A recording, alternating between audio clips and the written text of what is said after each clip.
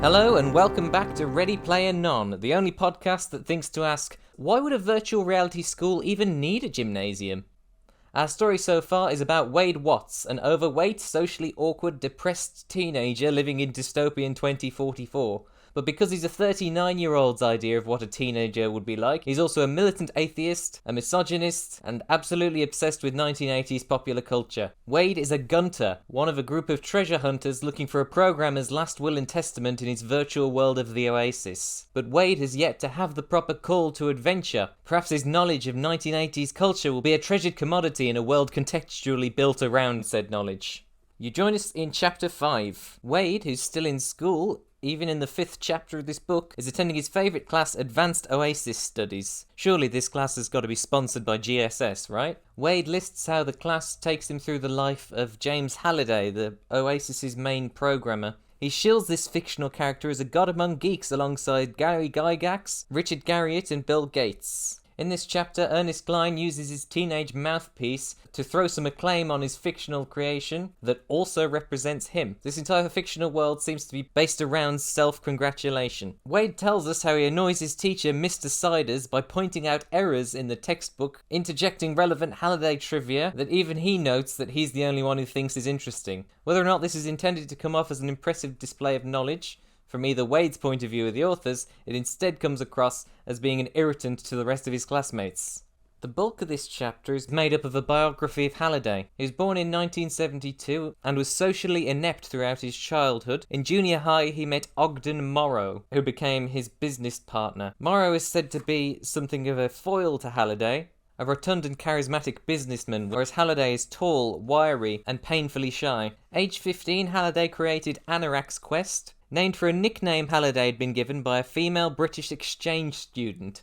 Now, anorak in British slang is a term meaning an obsessive geek or nerd with sometimes confusing interests, so the archetypal ones are like bird watching and steam train enthusiasts. Perhaps in this book's home country of America, anorak is supposed to sound a lot more impressive than it does to somebody who actually speaks in British English, but that's just idle speculation on my part. So Halliday's first game, Anorak's Quest, was designed just for his friends to play, but it was Ogden who encouraged him to start selling floppy disk copies in Ziploc bags on the software rack at their local computer store. This was the start of the business partnership that led to their small startup, Gregarious Games, becoming Gregarious Simulation Systems.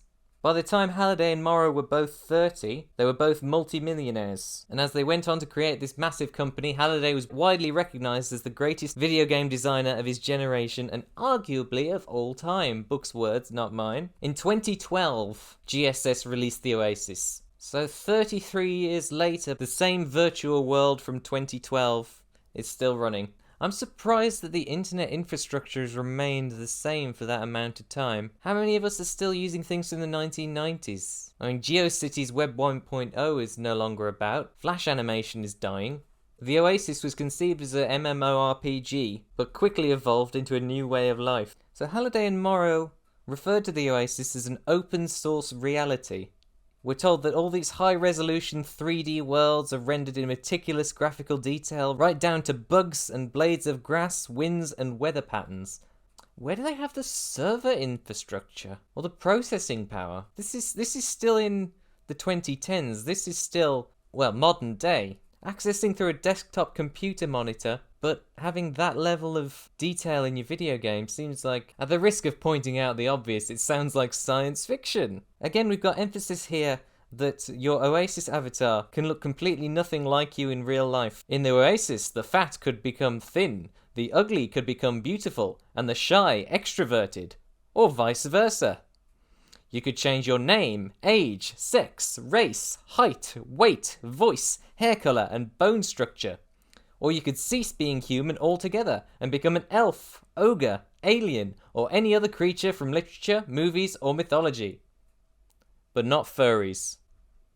So here's where modern VR is lacking.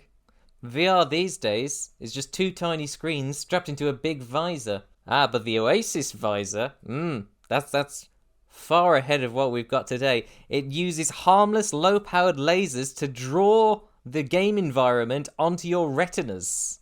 That's safe. It's described as harmless. Yeah, let me just shoot low-powered lasers directly into my eyes from the interior of my goggles. The haptic gloves don't get any pseudoscience explanation, though. But we are told that you can feel the sensations of the Oasis using something in the gloves that puts pressure on your fingers. The Oasis is powered by a software called the Oasis Reality Engine. Supposedly this overcomes limitations from previous virtual worlds by using a new kind of fault-tolerant server array that could draw additional processing power from every computer connected to it. That sounds vague and convincing. I'll buy into that. If you weren't convinced this book was up itself enough about arcade machines, we learn now that the Oasis's initial subscription fee was 25 cents. You literally have to insert a quarter to have a lifetime Oasis account. As the cost of oil skyrockets going into the 21st century, more people sought to escape into the Oasis. As the era of cheap, abundant energy drew to a close, poverty and unrest began to spread like a virus. I wonder if it's intentional that this book is telling us that there's a correlation between more people escaping from reality and reality objectively getting worse. I think there's a cause and effect there that probably wasn't intended. And perhaps if more people spent more time in reality, they'd be able to salvage it. Okay, here's a pun I'm going to have to tip my hat to. Any business that wanted to set up shop inside the Oasis had to rent or purchase virtual real estate, which Morrow dubbed surreal estate. Well done, I like that one. That's okay. So in addition to Noob Planet and School Planet, we now hear about Sector 1, which is a designated business zone. Presumably it's Shopping Centre Planet.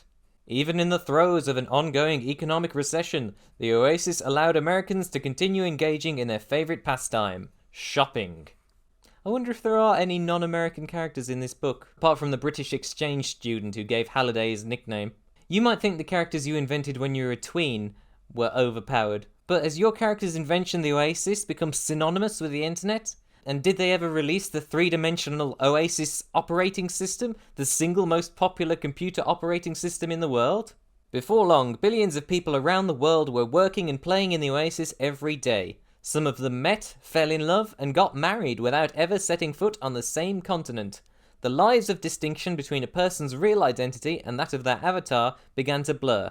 It was the dawn of a new era, one where most of the human race now spent all of their free time in a video game.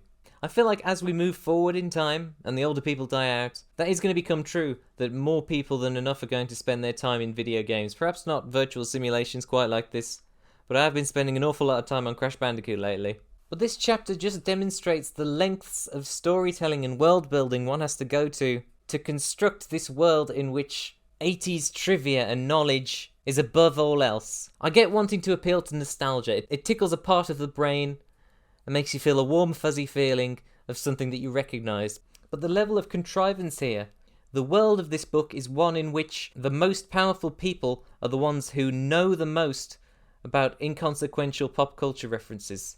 Halliday hires and fires employees based on whether or not their fiction opinions line up with his own, though I understand that Ogden Morrow rehires any fired employees on the sly and Halliday fails to even notice thanks to his poor socialisation. There's a level of fandom that is curative and cumulative. The type of person who wants every Star Wars background character to have a name. The type of person who doesn't like ambiguity in their fiction because they can't write it up on the wiki. To use the modern-day definitive example, the ending of the movie Inception is ambiguous as to whether it's taking place within a dream world or in the real world. The idea is that it's supposed to be ambiguous, and that what you take from the ending is your own interpretation, but that didn't stop back then years of people arguing that there was a definitive answer to this one question. That's curative fandom. And if you wanted a fictional world dedicated to curative fandom, skipping out all the emotional resonance, so far, that's what you've got in Ready Player One.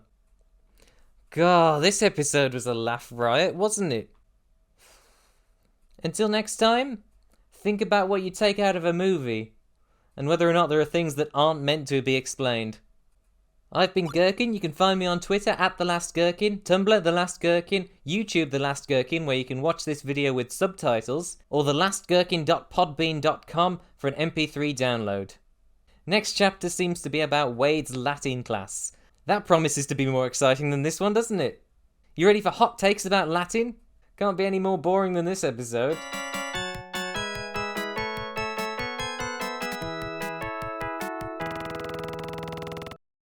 This was the start of the business partnership that led their small startup, Gregarious